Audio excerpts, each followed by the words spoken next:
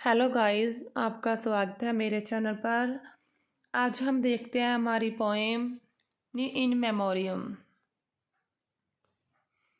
आज की हमारी जो पोएम है इन मेमोरियम है by Lord Alfred Lord Tennyson के द्वारा, जो पब्लिश हुई थी 1850 में।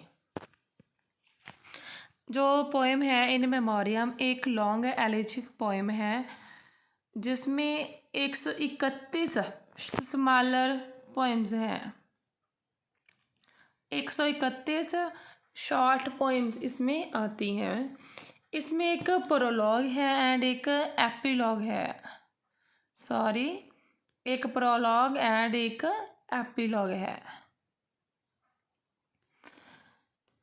Written between 1833 to 1849।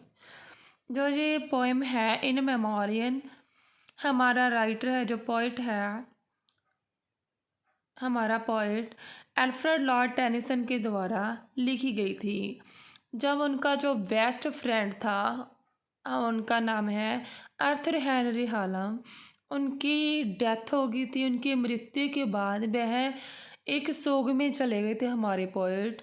तो उनकी याद में उन्होंने 17 ईयर्स के दौरान ये पोइम को लिखा था। कौन से ईयर से कौन से तक थे? 1833 से लेकर 1849 के बीच। This poem is an elegy. इस पोएम को हम एक एलजी कहते हैं। कुछ तो कहते हैं कि क्रिटिक्स एक एलजी है एंड कुछ कहते हैं कि एलजी नहीं है। एलजी क्यों है? Because it contains all the elements of a traditional pastoral LG. क्योंकि इसमें सभी एलिमेंट्स है जो एक ट्रेडिशनल एलजी में होते हैं। जैसे कि किसी की डेथ पर एलजी लिखी जाती है, इसमें उसका जो पर्सन हमारी लाइफ से चला जाता है उसके मरने के बाद सोग मनाते हैं, मॉर्निंग सेरेमनीज सब होती हैं। जो पर्सन चला जाता है, हम उसके जाने के बाद उसके दुख के बाद उसके दुख में पड़ जाते हैं, उसकी यादों को याद करते हैं, वो कैसा था, रोते हैं। और भी सभी एलिमेंट्स जो एक एलजी में होते हैं सभी इसमें शामिल है। बट एक एलजी क्यों नहीं है, देखते हैं।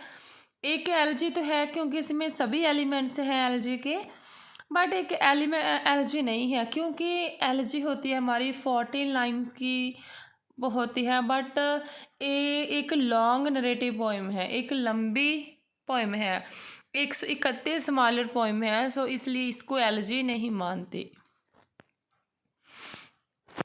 ये पोइम है, this poems begins as a tribute to an invocation of the strong son of God. ये पोइम है शुरू होती है एक श्रद्धांजलि के तौर पे। जो श्रद्धांजलि देते हैं स्ट्रॉन्ग सन ऑफ गॉड, उसको इन्वोक किया जाता है। Since man never having seen God's face. Poet कहता है कि किसी ने भी गॉड को नहीं देखा, गॉड का फेस नहीं देखा। Has no proof of his existence. And उसका कोई हमारे पास प्रूफ भी नहीं है कि गॉड है जो हमारा इस धरती पे है, वो क्या है, कैसा दिखता है एंड उसके कौन से गुण हैं। He can only reach God through faith. हम गॉड के से कैसे जुड़े हैं? हमारे फेथ के कारण ही गॉड से जुड़े होते हैं। हमारा यकीन है, हमारा विश्वास है कि गॉड है, एक नेचुरल पावर है जो इंसानों से कहीं ज़्यादा ऊपर है। यही है हमारा गॉड के बारे में। Arthur Henry हालम is not only the friend of the poet, he is also the fiancé of his poet's sister। जो हमारा आर्थर हेनरी हालम है, जो पोइट अल्फ्रेड लॉर्ड टेनिसन का बेस्ट फ्रेंड है, उसकी जब डेथ हो जाती है एट द एज ऑफ 22, वह सिर्फ 22 ईयर्स का होता है, उसकी अचानक फीवर के कारण उसकी डेथ हो जाती है।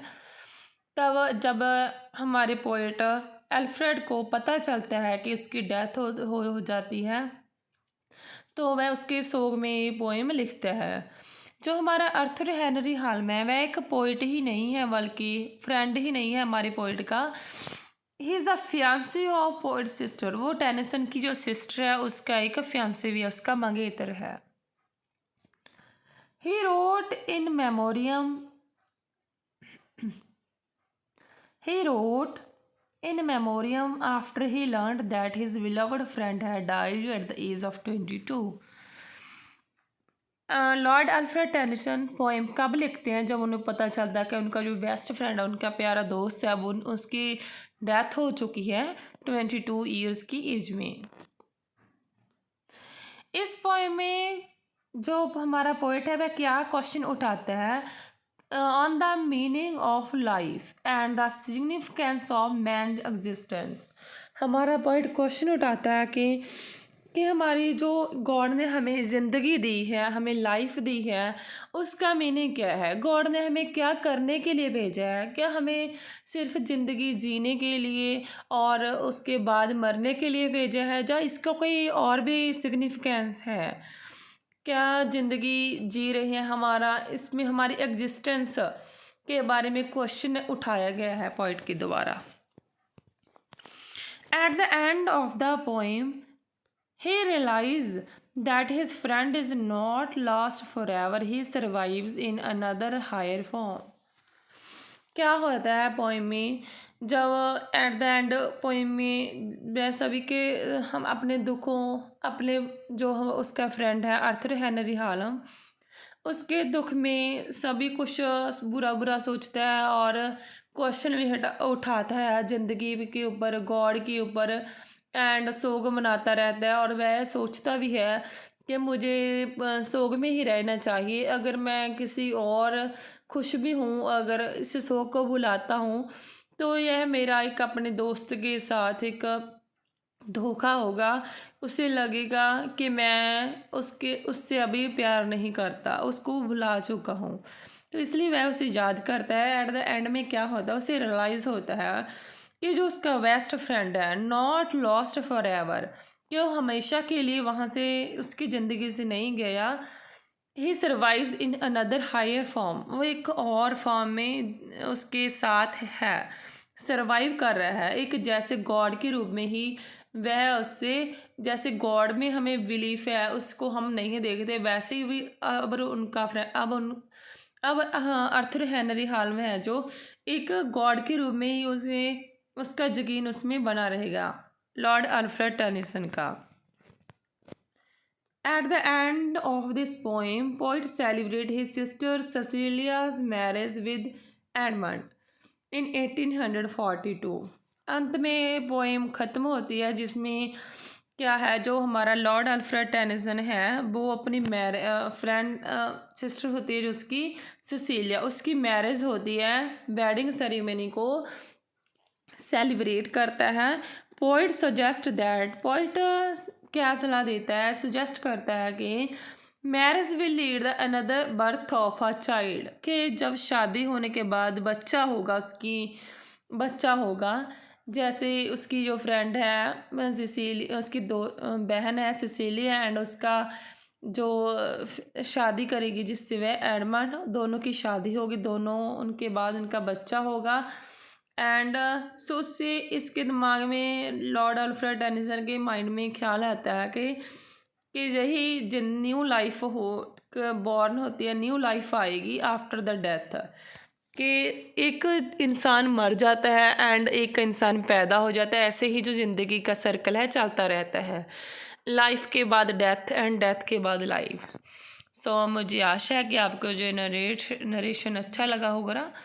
अगर आपको ये नरेशन अच्छा लगा तो please like this video and subscribe my channel. Thank you.